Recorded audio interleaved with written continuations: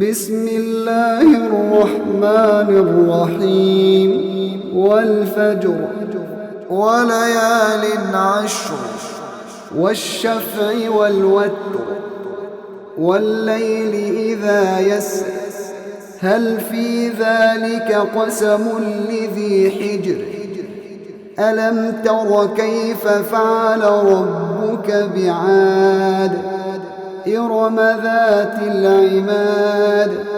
التي لم يخلق مثلها في البلاد وثمود الذين جابوا الصخر بالواد وفرعون ذي الأوتاد الذين طغوا في البلاد فأكثروا فيها الفساد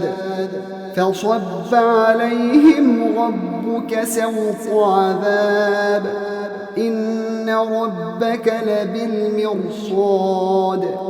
فأما الإنسان إذا ما ابتلاه ربه فأكرمه ونعمه فيقول ربي أكرمن وأما إذا ما ابتلاه فقدر عليه رزقه فيقول ربي أهانن كلا بل لا تكرمون اليتيم ولا تحاضون على طعام المسكين وتأكلون التراث أكلا لما وتحبون المال حبا جما كلا إذا دكت الأرض دكا دكا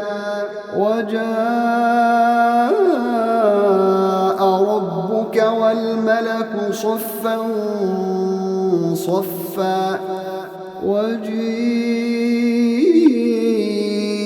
يومئذ بجهنم يومئذ يتذكر الإنسان وأنى له الذكرى يقول يا ليتني قدمت لحياتي فيومئذ لا يعذب عذابه أحد ولا يوثق وثاقه أحد يا أيتها النفس المطمئنة ارجعي إلى ربك راضية مرضية فادخلي في عبادي وادخلي جنتي